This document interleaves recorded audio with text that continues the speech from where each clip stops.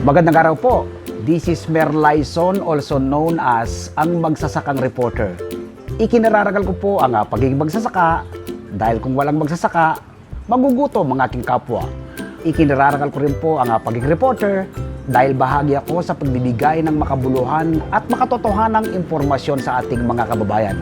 Bilang isang magsasaka, ang pagtatanim at pagsasaka sa probinsya, dinala ko po hanggang dito sa Metro Manila. Ngayon po ay nagtuturo tayo ng urban gardening in a plastic bottle. Self-watering plant.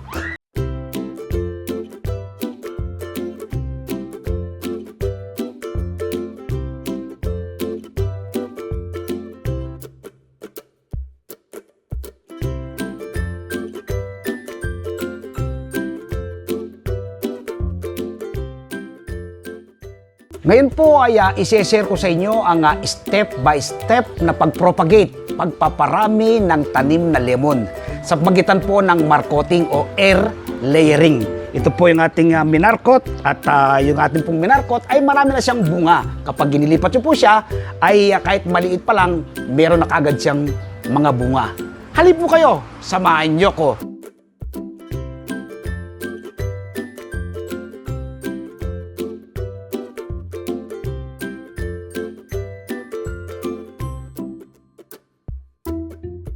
Ito po ang isa sa mga tanim kong lemon na nakatanim po sa isang imba. Dami po niyang bunga. Ito pong isang kanyang tangkay. Apat yung kanyang bunga. Ready to harvest yan. Isang araw po ika-harvest ko lang. At ngayon ay pasuloy pang lumalaki. At may mga maliit pang bunga at bulaklak. So ito po yung una kong namarkot. Kung makikita po ninyo, ang dami po na niyang ugat at safe na po yan i-transplant. Ang mga gagamitin po natin sa ating pagmamarkot ng anuman pong uri ng halaman tulad po ng lemon, knife, plastic. Ito po yung plastic ng yelo at straw na pantali at ang lupa. Pumili lang po sa isa sa kanyang matandang tangkay tulad po nito.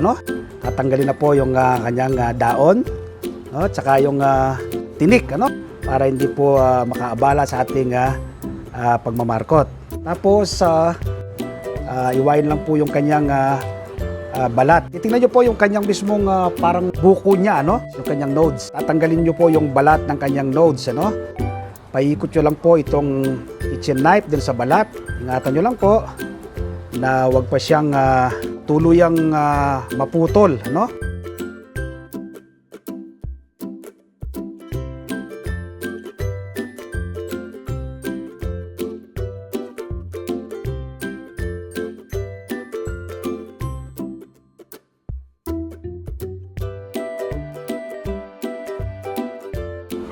Okay, pag natanggal na po lahat ng balat, ay kayasin niyo po,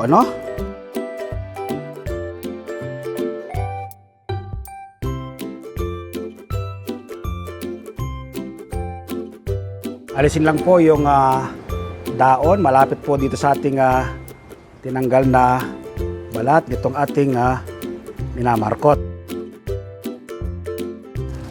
Ngayon ay lagyan na natin ng lupa itong ating plastic. So ito po yung lupa. Ito pong komposisyon itong lupang ito ay 60% buwagag na lupa, 20% ay chicken manure at 20% ay ipa ng palay. So yun po yung komposisyon itong lupang ito. Kapag po kasi tayo nagtatanim ng anumang uri ng alaman, dapat po ay matabang lupa ang ating gagamitin. Ang pundasyon po kasi ng isang malusog at matabang alaman ay mula po sa matabang lupa.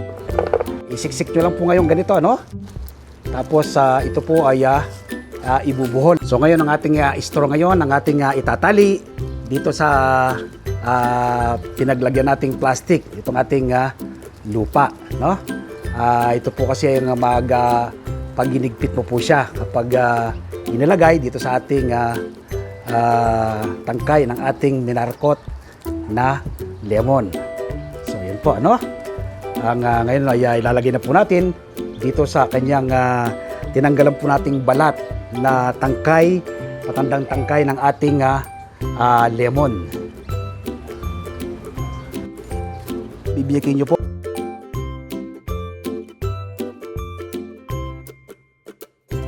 ilalagay nyo lang po ngayon dito yan, ano? Yan. Iyon. I-eksakto nyo lang po, ano? Na be sure ay nasa gitna siya.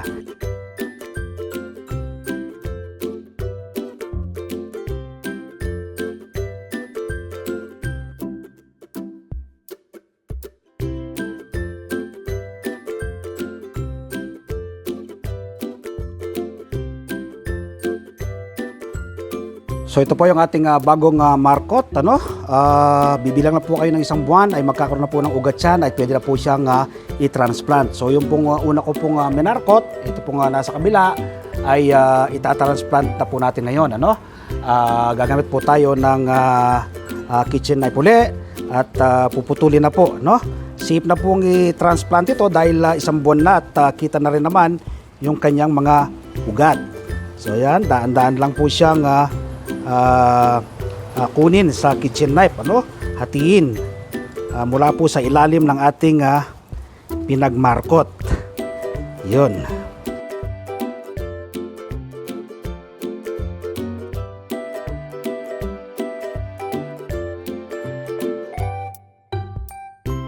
So ito po, kung makipapansin po ninyo, yung kanyang mga ugat, ayan, ano? Litaw na yung kanyang mga ugat, no? So after 1 month po ng pagkakamarkot niya. So yung pagta-transplant po natin na gagamitin ay timba na pinaglagyan po ng pintura. Be sure po ay lagyan ninyo ng butas sa ilalim at sa mga magkabilang gilid, no? So yun po, may mga butas siya para po dyan ay makakahinga yung ating halaman, yung ating itatanim na lemon. So ito po yung ilalim na to, kapag po kayo nagdilig, yung sobrang tubig ay tatagos lang po. So ngayon maglalagay na po natin ng lupa. Ang composition, ganun pa rin po na lupa, ano? 60% buwagag na lupa at 20% ipa ng palay at another 20% ay chicken manure.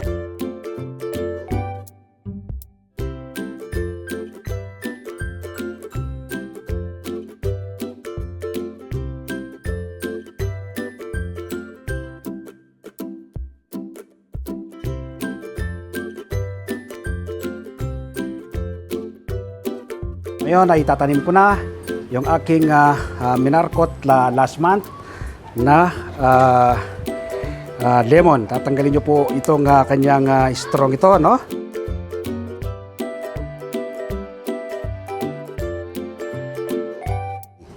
So yun po, ay tatanim na natin.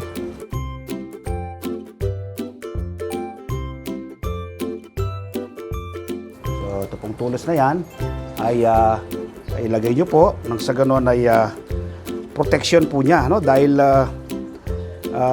may bunga na po yung ating tanim. Dagdagan pa natin ng lupa itong ating bagong tanim.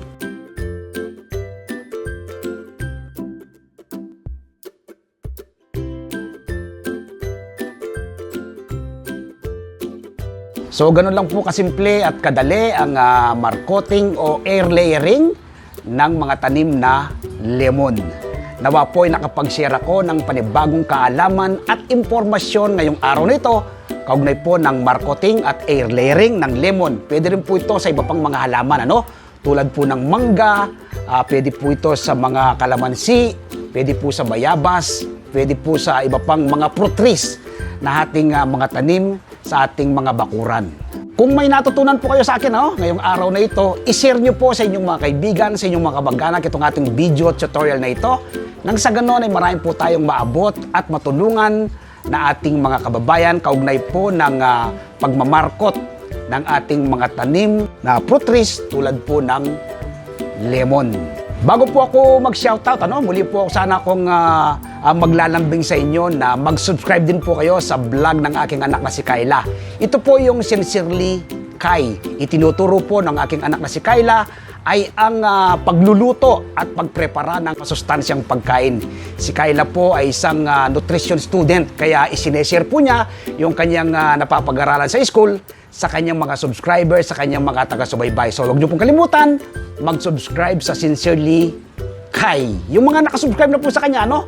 Maraming salamat po. At hindi pa nakasubscribe, ini-invite ko po kayo at inaanyayaan na mag-subscribe. Ngayon po ay shoutout tayo sa ilan sa maraming nanonood dito sa ating channel. Shoutout sa MPD Badminton Club sa pangunguna po ni Manila Police District Director General Leo Francisco o General Paco kung tawagin po namin, ano?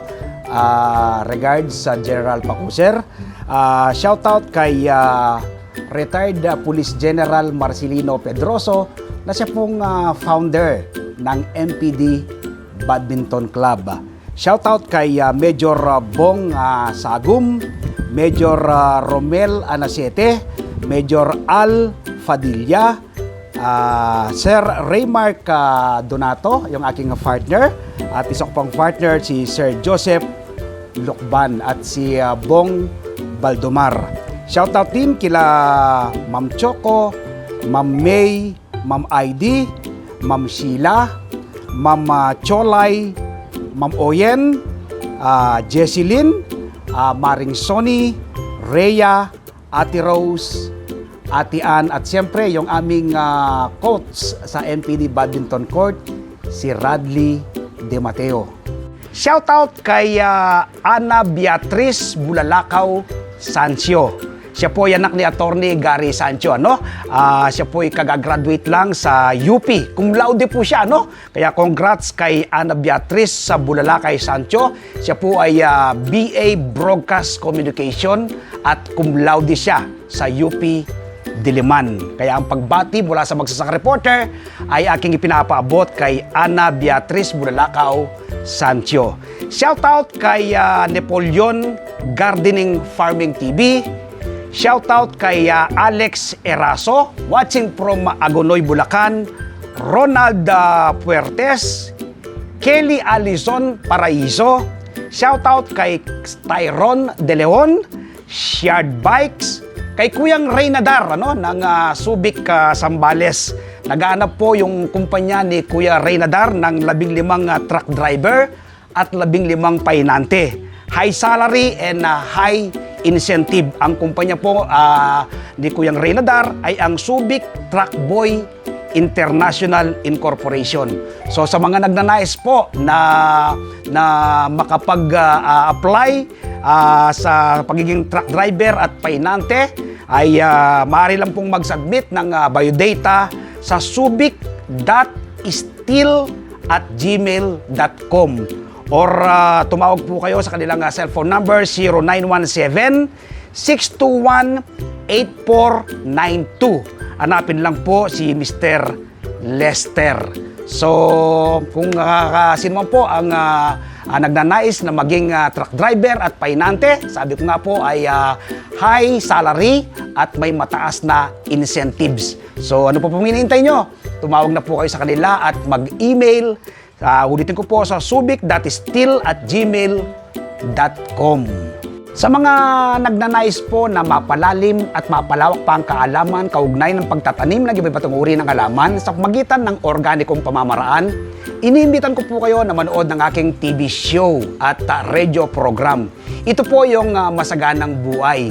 Ume-ere po ito tuwing araw ng linggo, alas 7 hanggang alas 8 ng umaga sa 1PH Signal TV Channel 1 ng TV5. So Masaganang Buhay po yan, ano?